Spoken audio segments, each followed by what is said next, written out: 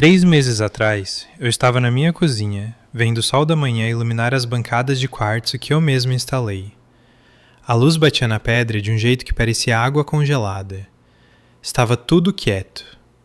Essa era a primeira coisa que se notava na minha casa: o silêncio. Não era um silêncio vazio, era um silêncio de paz. Sem gritos, sem batidas passivo-agressivas de portas de armário, sem pisar em ovos, imaginando se hoje seria o dia em que eu seria expulsa por respirar alto demais. Tomei um gole do meu café, preto, sem açúcar. O calor se espalhou pelo meu peito, me ancorando. Meu nome é Luana, e nos últimos 3 anos, este sobrado reformado num bairro tradicional de São Paulo era mais do que apenas um imóvel. Era meu troféu. Era a manifestação física da minha sobrevivência. Tenho 32 anos agora. Trabalho como gerente de logística em uma grande transportadora. Combina comigo, eu gosto de ordem. Gosto de saber que se o item A sai do galpão às 9 da manhã, ele chega ao destino B às 5 da tarde. A vida, infelizmente, nem sempre é tão previsível. Mas dentro dessas paredes eu tinha controle. Você está encarando o revestimento da parede de novo, uma voz grave soou atrás de mim. Sorri antes mesmo de me virar. Gabriel entrou na cozinha, o cabelo ainda úmido do banho, cheirando a cedro e sabonete. Ele passou os braços pela minha cintura e apoiou o queixo no meu ombro. Gabriel é advogado corporativo, firme, lógico, o tipo de homem que lê contratos por diversão, mas chora em comerciais de ração para cachorro. Ele foi a rocha que eu não sabia que precisava. Não estou encarando, disse eu, recostando-me nele. Estou apreciando. Você lembra como era essa cozinha quando comprei? Vagamente, ele riu. Tentei bloquear a memória daquele papel de parede verde-limão. Acho que causou danos permanentes na minha retina. Eu ri, um som genuíno que brotou do meu peito. Levei 6 finais de semana para raspar aquilo tudo. Meus dedos ficaram em carne viva, mas valeu cada segundo. Ele beijou minha bochecha. Você construiu um santuário, Lu. Ele estava certo. Eu construí. Mas santuários são coisas frágeis quando você tem fantasmas esperando no portão. Meu celular vibrou no balcão. Foi uma vibração mecânica e áspera contra o quartzo que me fez estremecer. Eu geralmente ignorava meu celular nas manhãs de sábado, mas algo no padrão da vibração parecia insistente. Eu peguei. Uma notificação do meu aplicativo de e-mail. Isso era estranho. Eu tinha bloqueado os números da minha família anos atrás, e meu e-mail de trabalho era separado. Esta era minha conta pessoal, aquela que eu só usava para boletos e amigos próximos. O nome do remetente fez meu estômago despencar até o chão. Sandra M. Assunto: urgente, vida ou morte. Meu polegar pairou sobre a tela. Minha mãe. Eu não vi o rosto dela, nem ouvia sua voz há 5 anos. Não desde a noite em que fiz 2 malas e fugi. O assunto do e-mail era a clássica Sandra. Tudo era sempre vida ou morte. Uma unha quebrada era uma tragédia. Perder a hora no cabeleireiro era uma crise. Mas ver aquelas palavras em negrito disparou um suor frio que eu não conseguia controlar. Luana? A voz de Gabriel mudou de brincalhona para preocupada instantaneamente. Ele viu a cor sumir do meu rosto. O que houve? É minha mãe, sussurrei. As palavras com gosto de cinzas na boca. Ela mandou um e-mail. Diz que é vida ou morte. Gabriel ficou tenso. Ele conhecia as histórias. Ele sabia por que eu me encolhia quando as pessoas levantavam a voz. Ele sabia sobre as noites em que eu acordava sem ar porque sonhava que estava de volta ao meu quarto de infância com a fechadura da porta quebrada. Você não precisa abrir, disse ele com firmeza. Apague. Seja o que for, não é problema seu. Eu queria apagar e voltar a tomar meu café ao sol. Mas a curiosidade é um veneno. Ela se infiltra. E se alguém estivesse realmente morrendo? E se fosse meu pai, Roberto, ou minha irmã, Camila? Apesar de tudo, a culpa, aquela culpa condicionada e programada que instalaram em mim desde o nascimento, explodiu. Abri o e-mail. Luana, precisamos ver você imediatamente. Isso não é um jogo. Envolve a polícia e gente perigosa. Por favor, venha para casa. Só desta vez. O papai não está bem. O papai não está bem. Esse foi o gancho. Eles sabiam exatamente onde cravar a faca para me fazer sangrar. Eu tenho que ir, disse eu com a voz trêmula. Não, você não tem, Gabriel rebateu, parando na minha frente. Luana, pense bem, faz 5 anos, por que agora? Se algo acontecer com ele e eu não for... Minha voz sumiu. Eu não consegui terminar a frase. Eu só preciso saber. Eu vou lá, vejo qual é a emergência e se for outra tática de manipulação, eu vou embora. 10 minutos. Só isso. Gabriel olhou para mim por um longo momento, avaliando a situação como advogado que era. Ele viu que eu não ia recuar. Tudo bem, suspirou ele, pegando as chaves do carro no gancho. Mas você não vai sozinha. Eu dirijo e vou manter o motor ligado. Enquanto dirigíamos em direção ao bairro onde cresci, na Zona Leste, a paisagem começou a mudar. As árvores ficaram mais desgrenhadas, as calçadas mais quebradas. Eu olhava pela janela, mas não vi o comércio local passando. Eu vi o passado. Para entender por que um simples e-mail me aterrorizava, você precisa entender a noite em que eu fui embora. Foi há 5 anos. Eu tinha 27 anos, morava numa kitnet do tamanho de uma caixa de sapatos no centro, comendo macarrão instantâneo e salsicha toda noite. Eu tinha 2 empregos, um na transportadora durante o dia e fazia freelancer de digitação à noite. Parecia um zumbi, mas tinha um objetivo. Eu estava economizando para uma casa. Eu tinha R$150 mil guardados. Cada centavo era uma refeição pulada, um convite recusado para balada, um par de sapatos usado até a sola furar. Naquela noite, fui à casa dos meus pais para o almoço de domingo.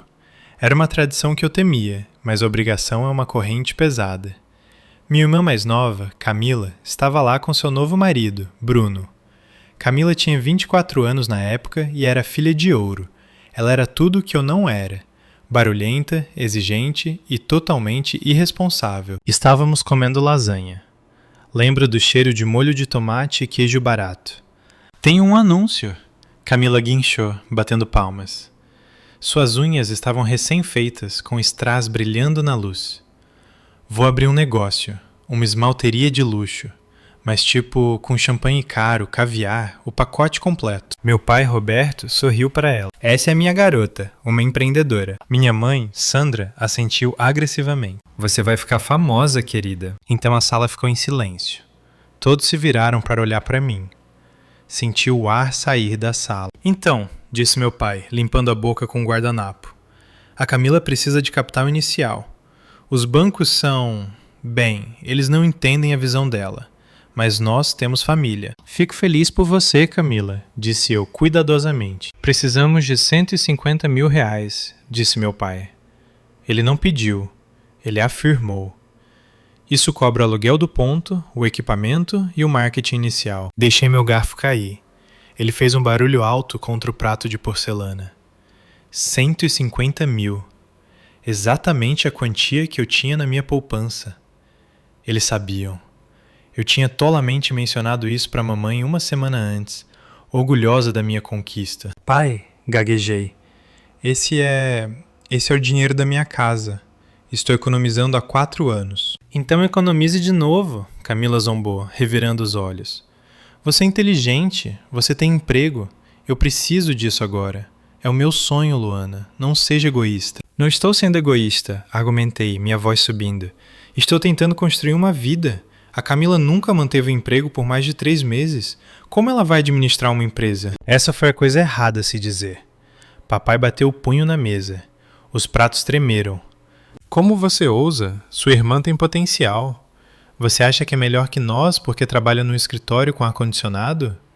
Você faz parte desta família, e nesta família nós ajudamos uns aos outros. Ajudar é uma coisa, disse eu levantando-me. Me incendiar para mantê-la aquecida é outra. Não vou dar o dinheiro. Papai se levantou também. Ele era um homem grande e quando ficava com raiva, o rosto dele ficava num tom aterrorizante de vermelho. Ele apontou um dedo para o meu rosto. Se você sair por aquela porta com esse dinheiro, não se atreva a voltar. Ele cuspiu.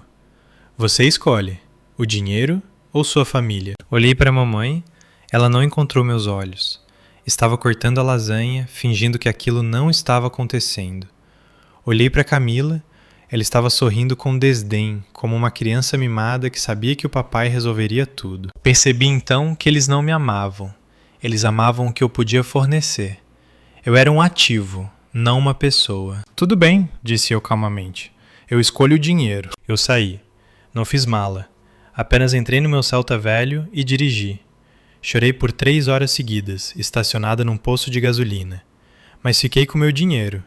E, eventualmente, aquele dinheiro comprou a casa que se tornou meu santuário. Agora, 5 anos depois, sentado no sedã de luxo do Gabriel, voltando para a Cova dos Leões, me perguntei se tinha feito a escolha certa. Mas, no fundo, eu sabia que tinha. O único erro foi pensar que eu poderia realmente escapar deles. Entramos na garagem. A casa parecia menor do que eu lembrava. A tinta estava descascando e a grama estava alta e cheia de mato. Mas estacionados bem no meio da entrada estavam 2 carros que não pertenciam àquele cenário de decadência. Uma Range Rover branca novinha em folha e um BMW sedã preto elegante. Range Rover? Gabriel murmurou, observando o carro. Isso é um veículo de R$500 mil. E eles precisam da sua ajuda? Deve ser da Camila, disse eu, sentindo uma dor de cabeça se formando atrás dos olhos. E o do Bruno? Vou entrar com você, disse Gabriel, tirando o cinto de segurança. Não, coloquei a mão no braço dele. Se você entrar, o Roberto vai estufar o peito e tentar brigar com você. Vai virar uma disputa de testosterona. Deixe que eu lido com eles. Mantenha o motor ligado. Se eu não sair em 15 minutos, ou se eu te mandar mensagem, aí você entra. Ele não gostou, mas assentiu. Celular na mão, polegar na descagem de emergência. Caminhei pelo caminho de concreto. As rachaduras estavam cheias de ervas daninhas. Respirei fundo, me preparei e bati. A porta se abriu imediatamente. Era a mamãe. Ela parecia mais velha. O cabelo tingido de um loiro platinado artificial e as linhas ao redor da boca marcadas profundamente pela amargura. Mas no momento em que me viu, ela caiu no choro. Luana. Oh, graças a Deus. Ela tentou me abraçar. Dei um passo para trás, meu corpo rígido. Oi, mãe. Ela congelou, parecendo magoada, mas se recuperou rapidamente. Entre. Entre. Estão todos na sala. Pisei além da soleira. O cheiro me atingiu primeiro. Uma mistura de cigarro velho e aromatizador de baunilha barato. A casa estava entulhada. Pilhas de revistas, caixas de estoque de qualquer esquema de pirâmide em que a Camila estivesse no momento e louça suja na mesa de centro. Papai estava sentado em sua poltrona reclinável. Ele não parecia doente, parecia zangado. Camila estava encolhida no sofá, soluçando num lenço de papel, enquanto Bruno dava tapinhas inúteis em suas costas. Você veio, papai grunhiu. Ele não se levantou. Vocês disseram que era vida ou morte, disse eu, mantendo distância. Fiquei perto da porta, mão na maçaneta. O que está acontecendo? Camila olhou para cima. O rímel escorria por suas bochechas. Eles vão nos matar, Luana. Ou pelo menos nos colocar na cadeia. Quem? Perguntei. Os credores, Bruno falou. Ele parecia cansado, os olhos correndo pela sala nervosamente. Devemos dinheiro, disse mamãe, torcendo as mãos. Muito dinheiro. Deixa eu adivinhar, cruzei os braços. A esmalteria não deu certo. Não foi culpa minha, Camila gritou. O mercado caiu e as invejosas deixaram avaliações ruins no Google. Não importa de quem é culpa, papai interrompeu, sua voz crescendo. O ponto é que a dívida é real. E como sua mãe e eu fomos fiadores dos empréstimos e colocamos a casa como garantia, vamos todos afundar. Senti um calafrio. Eles tinham apostado a casa deles. Quanto? Perguntei. A sala ficou em silêncio. Camila olhou para o chão. Papai pigarreou. 800 mil reais, disse papai. Quase ri. Era absurdo. 800 mil? Como você consegue acumular tanta dívida para uma esmalteria? Não foi só a esmalteria, Camila sussurrou. Nós tínhamos que manter as aparências para a marca, para os seguidores do Instagram. Precisávamos dos carros, das roupas. Olhei pela janela para a Range Rover lá fora. Então, vocês gastaram dinheiro emprestado em carros de luxo e agora querem que eu faça o quê? Dê um abraço em vocês? Sabemos que você tem a casa, disse mamãe, chegando mais perto. Sua voz caiu para um sussurro conspiratório. Fizemos umas pesquisas. Um sobrado reformado num bairro nobre. Os sites dizem que vale mais de 1,5 milhão hoje. Meu sangue gelou. Eles estavam me vigiando. Então, aqui está o plano, disse papai, inclinando-se para a frente. Você vende a casa, pega o valor, paga a dívida da Camila e isso nos livra. Vai sobrar um pouco para você, talvez uns 200 mil. Você pode alugar um apartamento legal. Você é esperta, Luana. Pode economizar e comprar outro em alguns anos. Eu olhei para eles. Olhei para Camila, a criança de 30 anos que precisava de um resgate para sua vaidade. Olhei para meus pais, dispostos a me tirar minha segurança para cobrir os erros dela. Vocês querem que eu venda minha casa? Disse eu lentamente. Para pagar a Range Rover dela e a incompetência de vocês? É família, papai gritou. Família faz sacrifícios. Não, eu disse. Foi uma palavra simples, mas pareceu um tiro na sala pequena. O rosto do papai ficou naquele tom familiar de roxo. O que você disse? Eu disse não. Não vou vender minha casa. Não vou dar um centavo a vocês. Vendam a Range Rover, vendam a BMW, vendam esta casa aqui. Mas da minha, vocês não tocam. Virei-me para sair. Se você sair por aquela porta, papai rugiu, lutando para sair da poltrona, você vai se arrepender. Não vamos deixar você nos ver afundar. Você nos deve. Bati a porta atrás de mim, cortando suas ameaças. Caminhei pelo caminho de concreto, minhas pernas tremendo, mas minha cabeça erguida. Entrei no carro do Gabriel. Dirige, eu disse. Só dirige. Mas enquanto nos afastávamos, vi as cortinas se mexerem. Eu sabia com uma certeza doentia que aquilo não tinha acabado. Eles estavam desesperados, e pessoas desesperadas são perigosas. A viagem de volta para minha casa foi sufocantemente silenciosa. Gabriel manteve os olhos na estrada, os nós dos dedos brancos no volante. Olhei para meu celular, vendo as barras de sinal oscilarem enquanto nos afastávamos da gravidade tóxica da minha casa de infância. Achei que ir embora era o fim. Achei que dizer não era o ponto final da frase. Eu estava errada. Era apenas o começo. No momento em que entramos na minha garagem segura e silenciosa, meu celular começou a vibrar. Não era uma chamada, era um dilúvio. Primeiro foi a tia Lúcia. Eu não falava com ela desde o Natal de 6 anos atrás. A mensagem dela dizia: acabei de falar com sua mãe, ela está histérica. Como você pode ser tão cruel? Sua irmã está com problemas.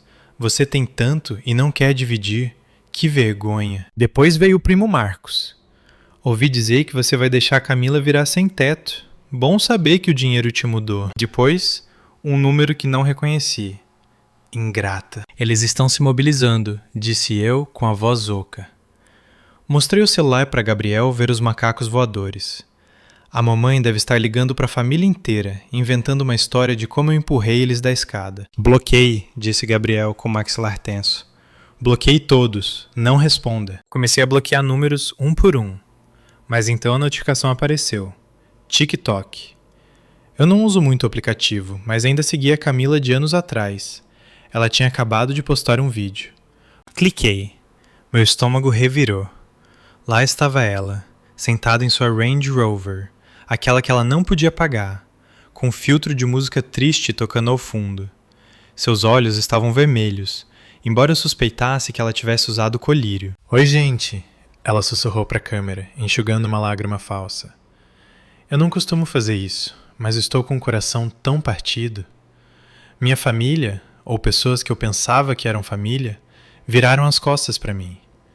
Estamos prestes a perder tudo, e uma pessoa que poderia nos salvar com um estalar de dedos simplesmente riu na minha cara. É louco como o dinheiro revela quem as pessoas realmente são. Por favor, orem por nós. Ela não disse meu nome, ela foi esperta o suficiente para isso.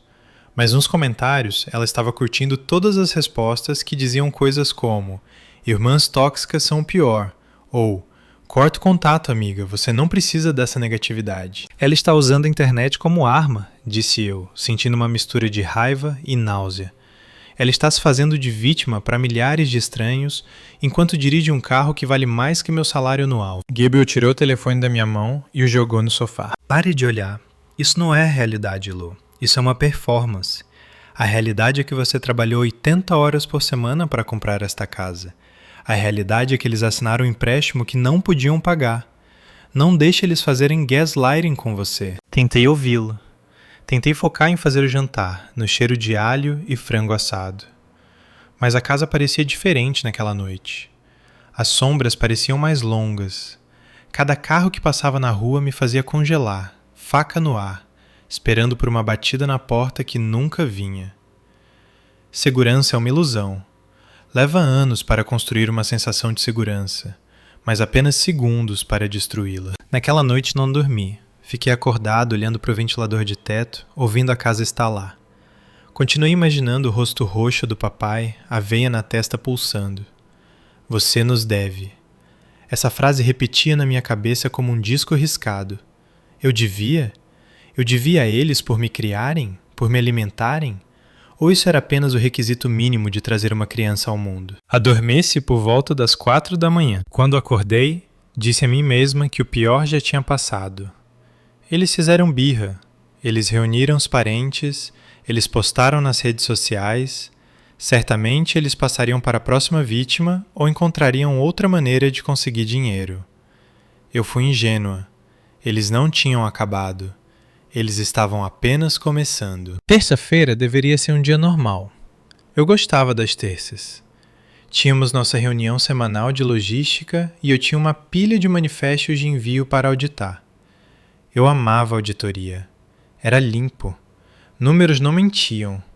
Números não tentavam te manipular. Eu estava no meio de uma planilha, fone de ouvido, bloqueando o mundo, quando o telefone da minha mesa tocou. Era Sarah, a recepcionista do andar de baixo. Oi, Luana, ela sussurrou. Ela parecia desconfortável. Tem um homem aqui para ver você. Ele disse que é seu pai. Meu coração martelou contra minhas costelas com tanta força que pensei que poderia quebrar um osso. Apertei o fone. Você disse a ele que estou aqui? Ele sabe que você está aqui. Ele disse que viu seu carro no estacionamento. Luana, ele está fazendo uma cena. Ele está gritando que precisa falar com você sobre uma emergência familiar. A segurança está de olho nele. Estou descendo, disse eu. Não deixe passar pelas catracas. Desliguei e fiquei parada por um momento, tentando parar de tremer as mãos. Este era meu santuário profissional. Este era o único lugar onde eu era apenas Luana, a gerente, não Luana, a decepção.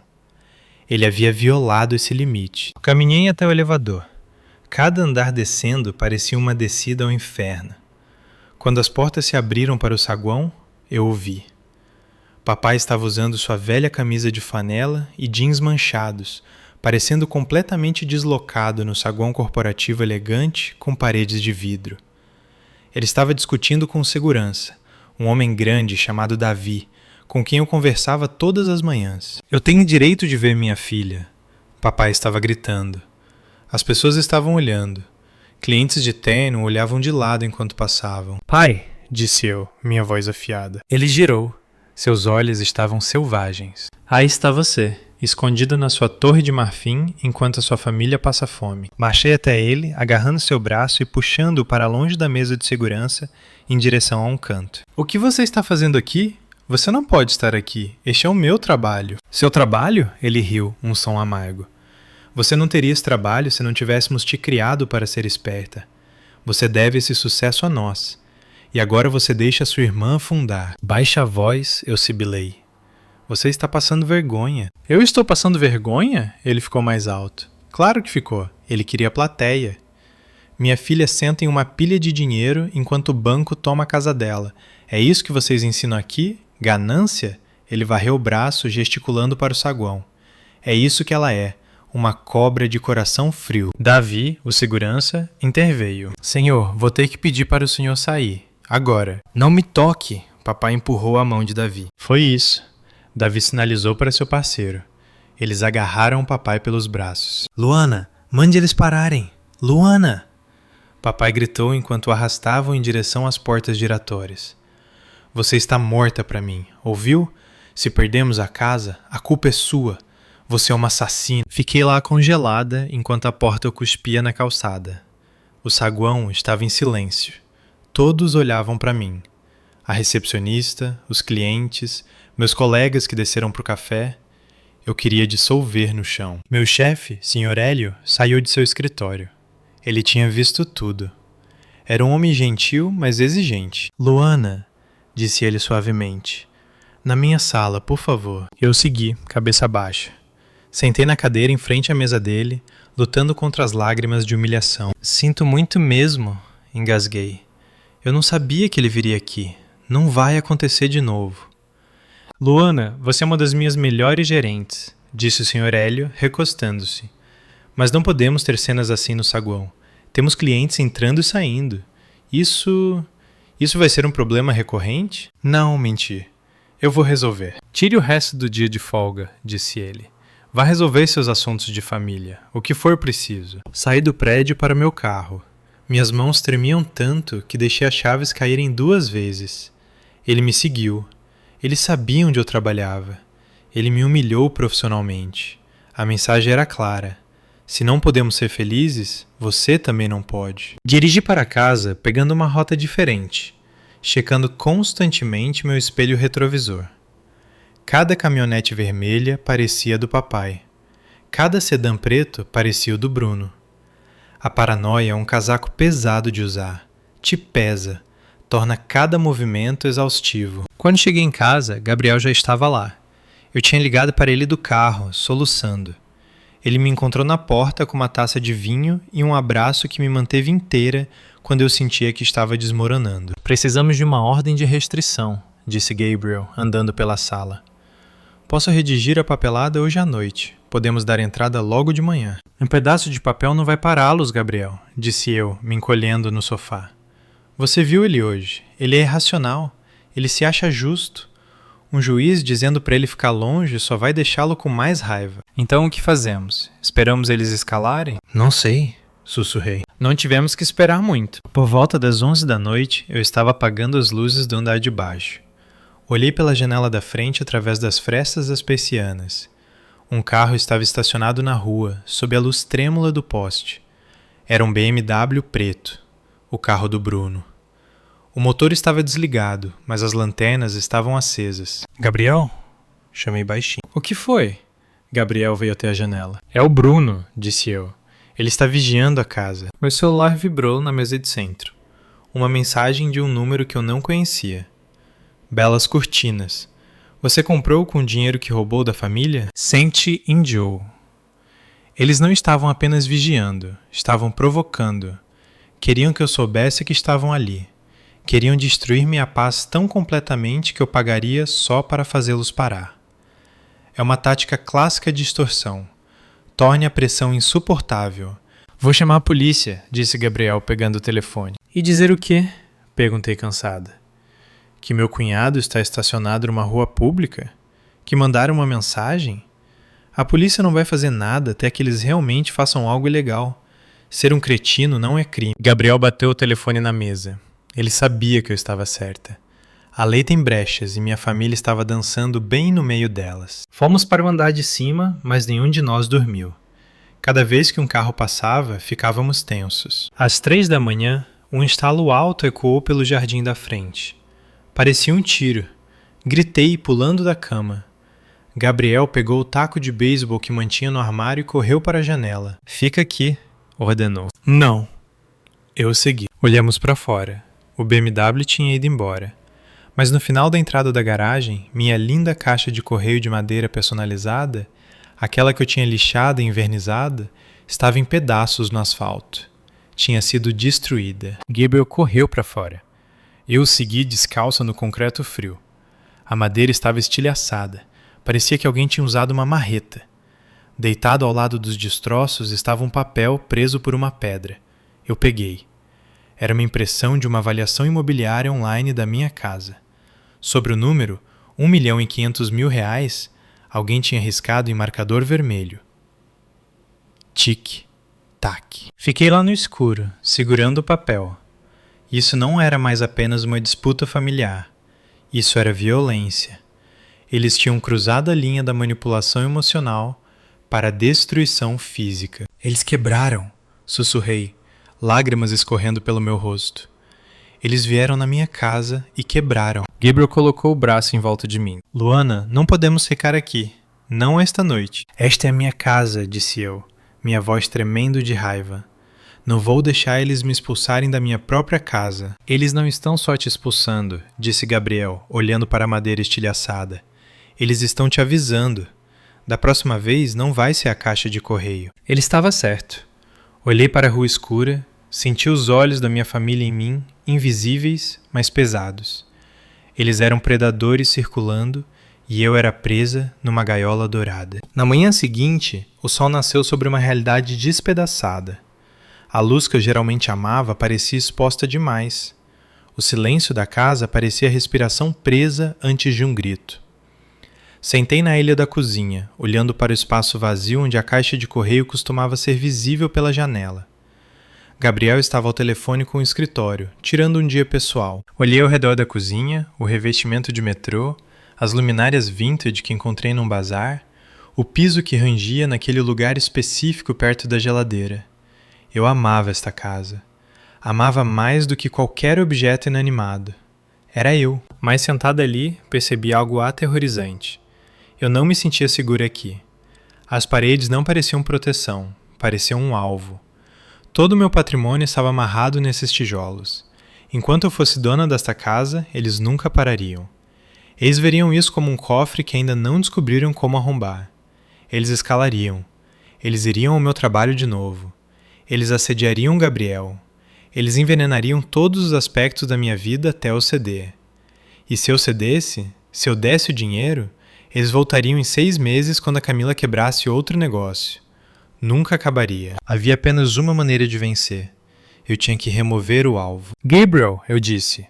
Minha voz estava firme, surpreendendo até a mim. Ele desligou o telefone e olhou para mim. Oi, amor. Eu quero vender a casa. Ele piscou. O quê? Luana, você está com raiva. Não tome decisões precipitadas. Podemos lutar, podemos colocar câmeras, alarmes. Não, balancei a cabeça. Não é sobre isso. Mesmo com câmeras, nunca mais vou relaxar aqui. Sempre estarei esperando o próximo carro parar. Eles mancharam isso, Gabriel. Eles envenenaram o poço. Respirei fundo. E mais importante, eles querem o dinheiro desta casa. Enquanto eu tiver a casa, eles acham que tem uma chance. Eu preciso liquidar isso. Preciso desaparecer. Gabriel caminhou até mim e sentou ao meu lado. Ok, se você fala sério, mas vender uma casa leva meses, visitas. Se você colocar uma placa de vende-se no jardim, o Roberto vai ver. Ele vai saber que você está saindo e virá atrás do cheque. Não faremos uma venda tradicional, eu disse. A gerente de logística em mim estava assumindo o comando. Eu estava entrando no modo de resolução de problemas. Vendemos para um investidor ou uma daquelas empresas de compra instantânea, tipo a Loft ou um dos seus clientes. Os olhos de Gabriel se arregalaram. Você vai ter prejuízo. Investidores oferecem 10, talvez 15% abaixo do valor de mercado pela conveniência do dinheiro vivo. Não me importa, eu disse. Prefiro perder 200 mil para um estranho do que dar 1 centavo para minha família. Eu quero sair rápido, dinheiro na conta, escritura assinada em dias, não meses. Gabriel pensou por um momento. Tenho um cliente, um fundo de investimento imobiliário procurando imóveis neste bairro. Eles pagam à vista, não fazem perguntas. Posso ligar para eles agora. Provavelmente fechamos até sexta-feira. Sexta-feira? Isso era daqui a 3 dias. Faça.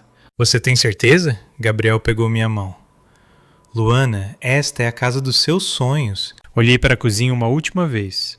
Memorizei a maneira como a luz batia no chão. Deixei-me sentir o coração partir, agudo e profundo. Era a casa dos meus sonhos, corrigi. Agora é apenas um prédio. Meu sonho é paz. E não posso ter paz enquanto morar neste endereço. Tudo bem, Gabriel assentiu, pegando o celular. Vou fazer a ligação. Operação Fantasma, repeti. Passamos o resto do dia num frenesi. Contatamos o investidor, eles enviaram um representante em 2 horas. Como Gabriel os conhecia, pularam a inspeção rigorosa. Eles andaram pela casa, viram as reformas e fizeram uma oferta na hora. R$1.300.000. Era R$200.000 a menos do que eu poderia ter conseguido no mercado aberto. Aceito, disse eu, assinando o tablet digital com a mão trêmula. Fechamento agendado para quinta-feira à tarde, disse o representante. Fundos transferidos na sexta de manhã. Quando o representante saiu, senti uma sensação estranha. Não era arrependimento, era leveza. Eu estava cortando a âncora. Meu celular vibrou de novo. Outra mensagem do papai. Estou te dando até sexta-feira. Trago dinheiro ou as coisas vão ficar feias. Não me teste, Luana. Olhei para a mensagem e sorri. Um sorriso frio e perigoso. Você quer sexta-feira, pai? Sussurrei para a sala vazia. Você pode ter a sexta-feira, mas não vai encontrar o que está procurando. Eu ia vender a casa bem debaixo do nariz deles, e eles não saberiam de nada até que fosse tarde demais. Se você está gostando dessa história até agora, por favor, clique no botão de curtir, inscreva-se no canal e deixe um comentário com o nome da cidade onde você mora. Cada comentário ajuda este vídeo a alcançar mais pessoas. Muito obrigada! As próximas 48 horas foram um borrão de adrenalina e fita adesiva. Quando você decide apagar sua existência de um local, percebe quanta coisa compõe uma vida. Não podíamos contratar um caminhão de mudança grande e amarelo. Isso seria um farol. Se o Bruno passasse, e eu sabia que passaria, um caminhão de mudança gritaria que eu estava fugindo. Ele ligaria para o papai. Papai viria aqui, bloquearia a garagem com a caminhonete dele e me prenderia até eu assinar um cheque. Eu não estava paranoica. Eu estava prevendo o comportamento baseado em 20 anos de dados. Então, contratamos uma empresa chamada Mudanças Noturnas. Eles se especializavam em mudanças discretas fora do horário comercial, para clientes importantes ou pessoas em situações sensíveis. Chegaram às 3 da manhã de quarta-feira. A rua estava em silêncio mortal. Os carregadores eram incríveis. Não falavam. Usavam sapatos de sola macia. Embrulharam meus móveis em cobertores escuros e carregaram tudo num caminhão baú preto sem identificação. Fiquei na sala embrulhando minha coleção de vasos vintage em plástico bolha. Minhas mãos estavam firmes, mas meu coração disparado. Cada vez que um carro virava na nossa rua, eu congelava, apagando as luzes. Estávamos operando no escuro como ladrões na minha própria casa. É a última coisa da cozinha, sussurrou Gabriel, surgindo atrás de mim. Ele estava suando. Você está bem? Me sinto uma fugitiva, sussurrei de volta. Estou fugindo da casa que construí porque meus pais agem como mafiosos. Você não está fugindo, Gabriel me corrigiu pegando uma caixa. Você está avançando para uma posição estratégica. Há uma diferença. Às 5 da manhã, a casa estava vazia. Ecoava. O som dos nossos passos no piso de madeira, piso que eu tinha restaurado de joelhos, soava oco. A casa parecia triste, despida de sua personalidade. Era apenas uma casca agora. Dirigimos para o novo lugar que Gabriel tinha encontrado. Era um flat num complexo de alto padrão do outro lado da cidade, a 45 minutos de distância. Tinha segurança 24 horas, acesso por cartão nos elevadores e estacionamento subterrâneo. Era uma fortaleza. Quando entramos no apartamento, cheirava produto de limpeza de limão e ar viciado. Estava mobiliado com móveis corporativos bege genéricos. Era feio, era impessoal. E foi o lugar mais seguro que me senti em dias. Desabei no sofá rígido. Conseguimos? Ainda não, disse Gabriel, checando o celular. O fechamento é às 10 desta manhã. Assinatura eletrônica. Assim que a escritura foi registrada, aí terminamos. As próximas horas foram agonizantes. Andei pelo pequeno apartamento. Bebi 3 xícaras de café. Chequei meu celular, o antigo, a cada 5 minutos. 12 chamadas perdidas da mamãe. 3 da Camila. Uma mensagem do Bruno. Vimos você no mercado, você parecia cansada. Eu congelei. Eu não tinha ido ao mercado. Eles estavam mentindo. Estavam tentando me fazer sair da toca para me fazer entrar em pânico. Era guerra psicológica. Às 10h15, meu e-mail apitou. Transação concluída, escritura registrada, fundos transferidos. Abri meu aplicativo do banco, atualizei a página e lá estava. R$1.300.000. O valor da minha casa convertido em liberdade líquida. Desatei a chorar. Não lágrimas de alegria, nem de tristeza. Apenas a liberação da pressão que vinha crescendo há 5 anos. Eu estava livre.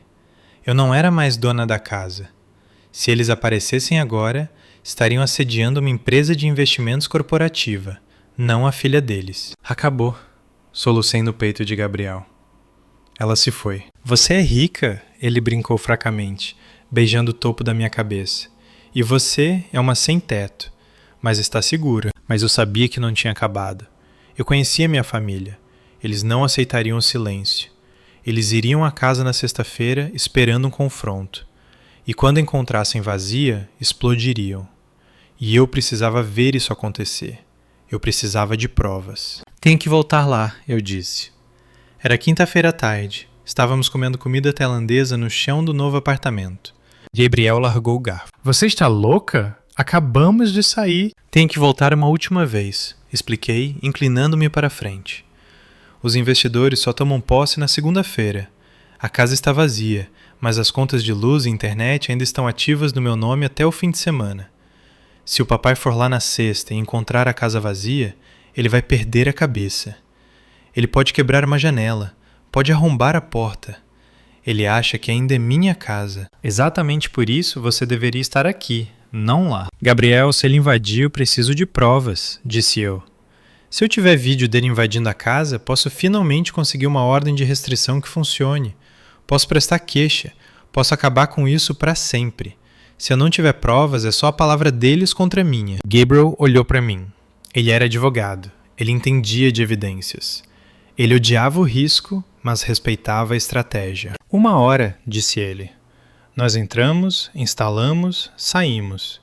E estou levando meu spray de pimenta. Dirigimos de volta para a casa vazia ao anoitecer. A rua estava quieta. A casa parecia escura e abandonada. Parecia entrar num cemitério. Eu tinha comprado 3 câmeras inteligentes de alta qualidade, pequenas, pretas, discretas. Movemo-nos rapidamente. Coloquei uma em cima dos armários da cozinha, escondida atrás da sanca, apontando para a porta dos fundos. Coloquei outra no varão da cortina na sala de estar, apontando para a porta da frente. A terceira foi no corredor. Conectei-as ao Wi-Fi. Verifiquei a imagem no meu celular novo. A imagem era cristalina.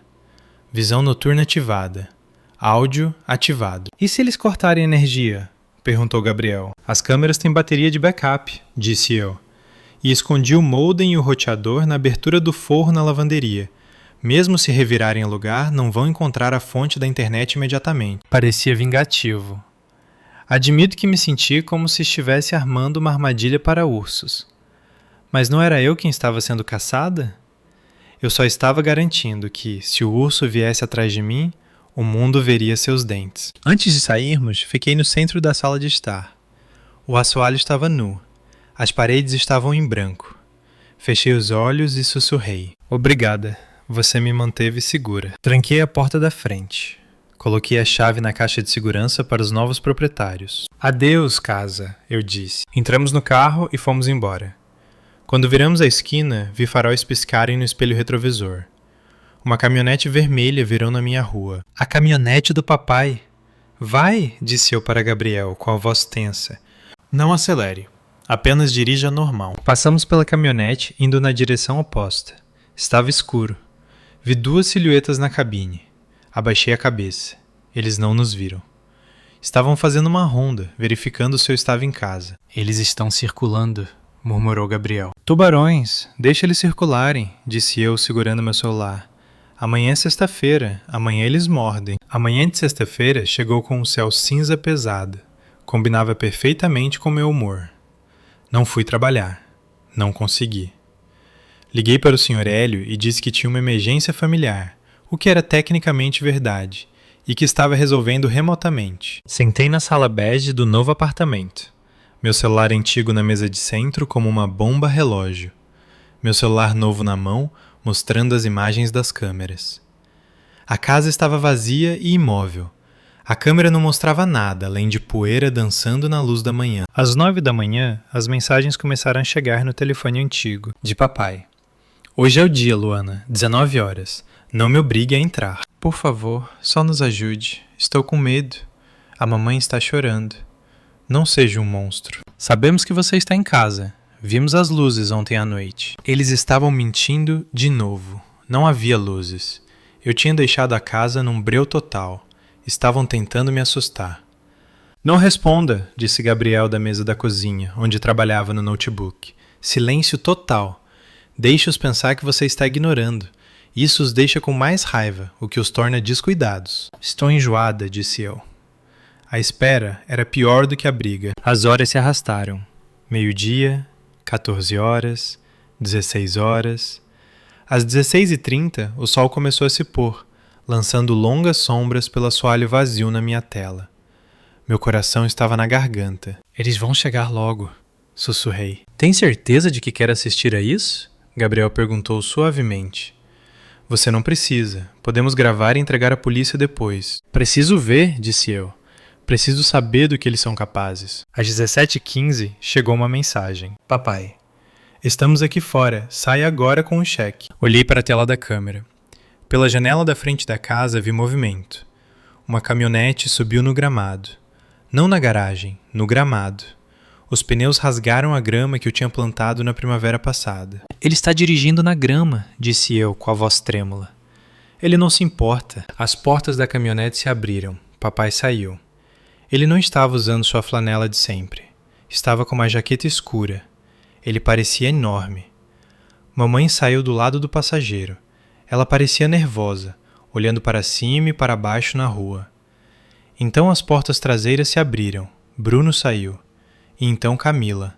Até a Camila estava lá. Papai caminhou até a traseira da caminhonete. Abriu a caçamba.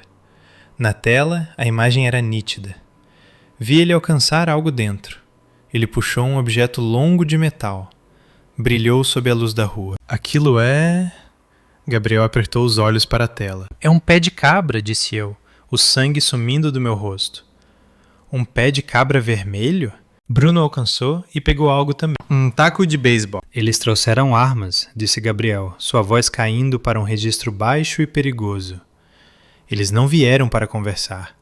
Vieram para quebrar coisas. Meu celular vibrou de novo. Papai. Última chance, Luana. Abra a porta ou nós abrimos por você. Não respondi.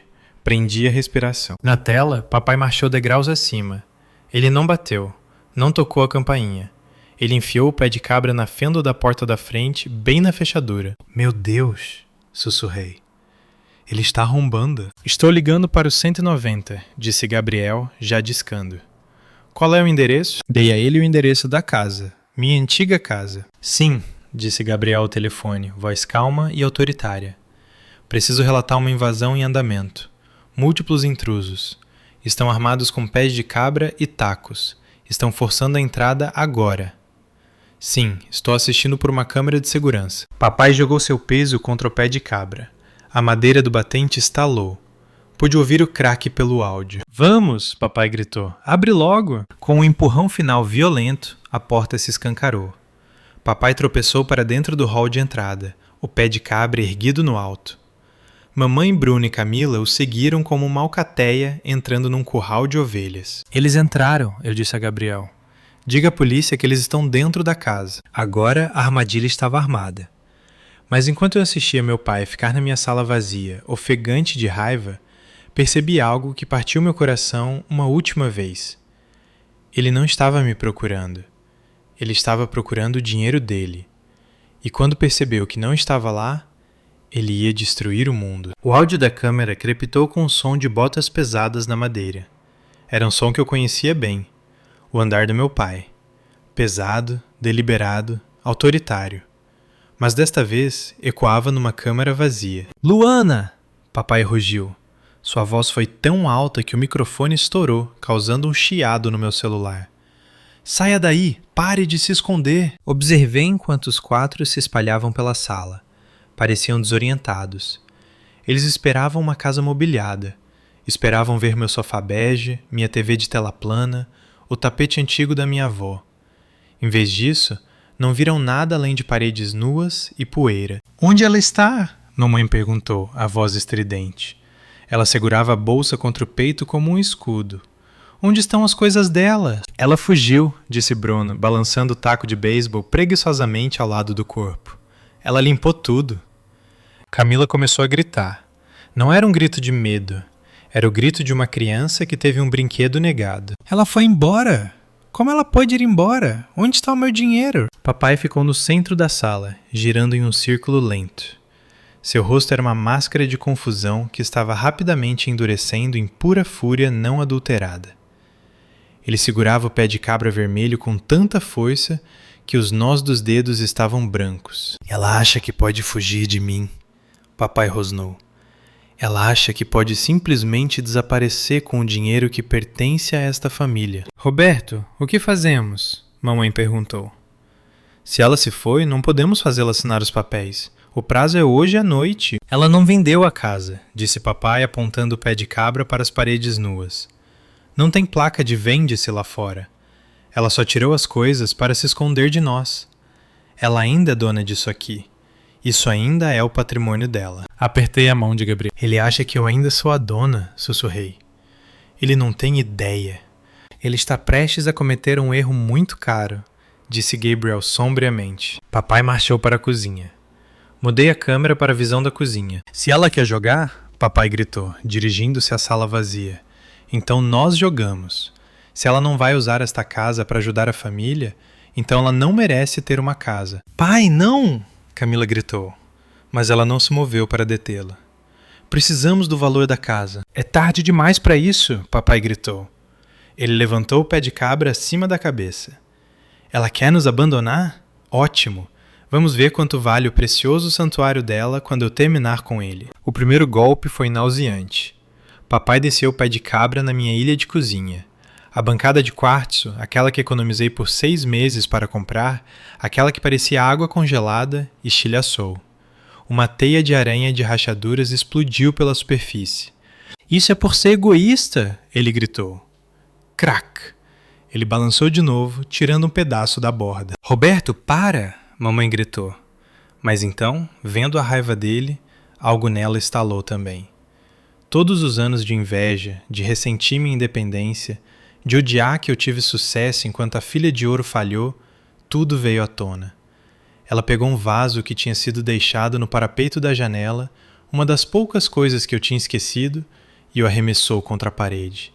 Ele se quebrou em 1000 pedaços. Garota ingrata, mamãe guinchou. Nós demos tudo a ela. Foi um contágio. A violência é contagiosa. Vendo os pais destruírem o cômodo, Camila pegou uma vassoura que estava no canto e começou a quebrar as lâmpadas embutidas no teto. Vidro choveu sobre eles. Mas foi o Bruno quem fez o maior estrago. Ele levou o taco de beisebol para o drywall. Ele socou um buraco direto no gesso do corredor. Depois outro, depois outro. Conserta isso, Luana. Bruno riu maniacamente. Use seu salário chique de gerente para consertar isso. Assisti horrorizada. Senti lágrimas escorrendo pelo meu rosto, quentes e rápidas. Mesmo sabendo que a casa não era minha, mesmo sabendo que era uma armadilha, ainda doía. Aquele era meu lar. Aquele era o lugar onde aprendi a estar segura. E eles estavam violando isso. Estavam estuprando meu santuário. Eles estão destruindo tudo, solucei. Olhe para eles, parecem animais. Eles estão cavando a própria cova, disse Gabriel, voz dura como aço. Cada balanço desse taco é outra acusação criminal. Cada azulejo quebrado é mais 1000 em restituição. Na tela, papai tinha ido para os armários. Ele enganchou a ponta curva do pé de cabra sob a porta do armário e a arrancou das dobradiças. Madeira lascou. Parafusos voaram pela sala. Você quer nos cortar? Papai ofegava, suando muito. Nós vamos te cortar. Vamos derrubar este lugar até as vigas. Ele estava mirando nas coisas que sabia que eu amava. Foi para o banco da janela que eu tinha construído. Esmagou o acabamento de madeira. Ele estava tentando me machucar, machucando a casa. A polícia está há 2 minutos, disse Gabriel, verificando o status no celular. Aguenta firme, Lu, só aguenta. Enxuguei meus olhos. Não vou desviar o olhar, disse eu ferozmente. Quero lembrar disso. Quero lembrar exatamente quem eles são, para nunca, jamais, deixá-los entrar de novo. Luzes azuis e vermelhas piscaram pela janela da frente, iluminando a destruição em rajadas estroboscópicas. Na tela, papai congelou no meio do golpe. O pé de cabra estava erguido bem alto sobre a cabeça, pronto para esmagar a pia de fazenda de porcelana. Polícia! Bruno gritou, largando o taco. Roberto, a polícia chegou. E daí? Papai cuspiu, baixando o pé de cabra, mas não o largando. Isso é uma disputa civil. Esta é a casa da minha filha. Tenho o direito de estar aqui. A ilusão era absoluta. Ele realmente acreditava que a paternidade lhe dava a propriedade. A porta da frente, que já estava pendurada nas dobradiças, foi chutada. 3 policiais militares invadiram, armas em punho. Polícia! Larga a arma! Larga agora! Mamãe gritou e jogou as mãos para cima. Camila se encolheu atrás de Bruno. Papai hesitou. Por um segundo aterrorizante, pensei que ele ia atacar. Mas a autopreservação falou mais alto. O pé de cabra caiu no chão. Mãos na cabeça! De joelhos agora! Os oficiais avançaram com eficiência treinada. Chutaram as armas para longe, forçaram meu pai de 60 anos a deitar no assoalho que ele tinha acabado de cobrir de vidro. Isso é um erro! Papai gritou, rosto pressionado contra o chão. Eu sou o pai. Esta é a casa da minha filha. Ela me deve dinheiro. Um dos oficiais, um sargento, deu um passo à frente, falou no rádio. Então olhou para o papai. Senhor, o senhor está preso por invasão de domicílio, dano qualificado e posse de ferramentas de arrombamento. Liguem para Luana, mamãe lamentou enquanto a algemavam. Ela pode explicar. Ela vai dizer que é um mal-entendido. O sargento olhou para seu bloco de notas. Temos os registros da propriedade aqui, senhora. Entremos em contato com o proprietário. O proprietário não é Luana. Papai olhou para cima, a confusão rompendo sua raiva. O quê? Esta propriedade foi vendida há 3 dias para o grupo de investimentos Ridley, disse o sargento calmamente. O senhor não está destruindo a casa da sua filha. Está destruindo propriedade corporativa. E eles vão processar com força total. A cor sumiu do rosto do papai. Aconteceu instantaneamente. A raiva roxa desapareceu, substituída por uma palidez cinzenta de realização. Vendida, ele sussurrou. Ela vendeu. Ela não nos contou, Camila choramingou. Ela nos enganou. Levem eles, o sargento ordenou. Assisti enquanto minha família era arrastada para fora da casa, algemada. Papai parecia pequeno, mamãe parecia velha. Camila parecia uma criança que tinha perdido o balão. Enquanto eram arrastados para fora, papai olhou para trás, para a câmera. Ele não sabia que ela estava lá, mas olhou direto para a lente. Seus olhos estavam vazios. Ele sabia. Naquele momento, ele finalmente sabia que tinha perdido. Desliguei a transmissão. O silêncio no novo apartamento era pesado, mas não opressivo. Era o silêncio de uma tempestade que finalmente tinha passado. Acabou, disse Gabriel suavemente. Não, disse eu, encostando a cabeça no sofá. Agora vem a conta. A consequência legal foi rápida e brutal. Porque eu tinha a prova em vídeo. Não houve ele disse, ela disse. Não houve espaço para alegarem que foi um acidente ou um mal-entendido. O promotor tinha imagens em alta definição do meu pai usando um pé de cabra para destruir uma cozinha. Os danos totalizaram R$180 mil, entre reparos e multas contratuais. A empresa de investimentos foi implacável. Eles não ligavam para drama familiar. Queriam seu ativo restaurado. Papai e mamãe estavam enfrentando tempo de cadeia. Para evitar passar seus anos de crepúsculo numa cela, o advogado deles fez um acordo. Eles tinham que pagar a restituição total imediatamente, mais honorários legais, mais multas. A ironia foi poética. Para pagar os danos por destruir minha antiga casa, mas o dinheiro para se manterem fora da prisão, eles tiveram que vender a própria casa.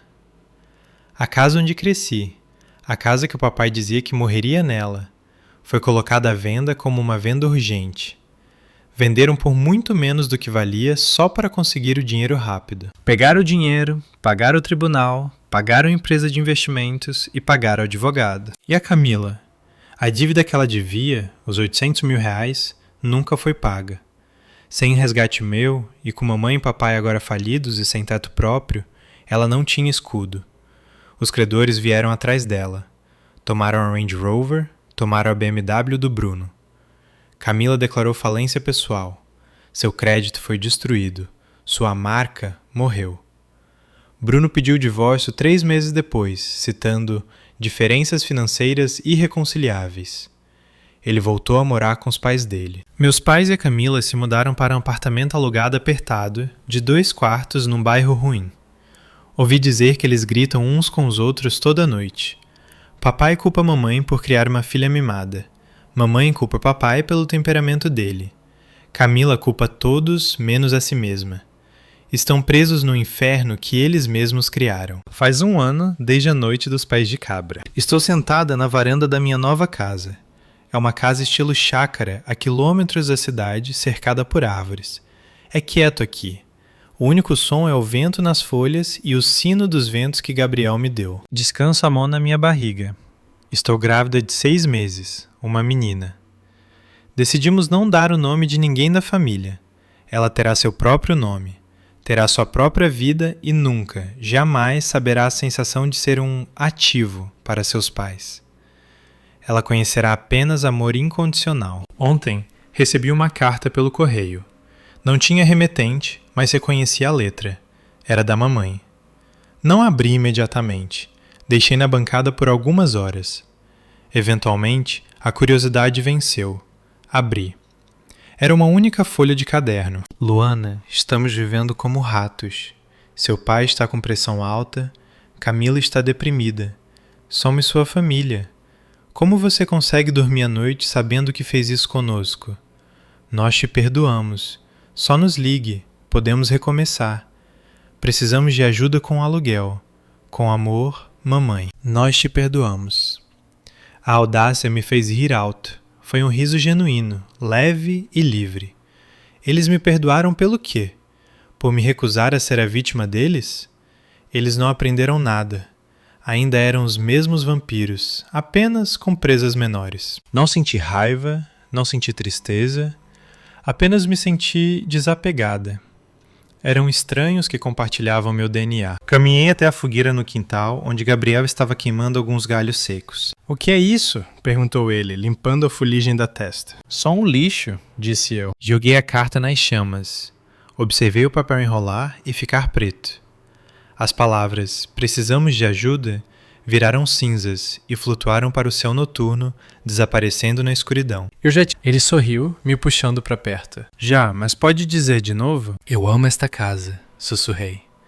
"Mas principalmente, amo quem vive nela." Às vezes você tem que queimar a ponte para impedir que o inimigo te siga. E às vezes, de pé no brilho daquela ponte em chamas, você finalmente consegue ver o caminho a seguir. Será que eu estava errada por não avisá-los que vendi a casa? Ou será que eles cavaram a própria cova no momento em que pegaram aqueles pés de cabra? Obrigada por assistir. Se você gostou dessa história de justiça e liberdade, por favor, clique no botão de curtir e inscreva-se no canal. Me conta nos comentários, você teria avisado ou teria deixado eles caírem na armadilha? Vejo vocês no próximo vídeo.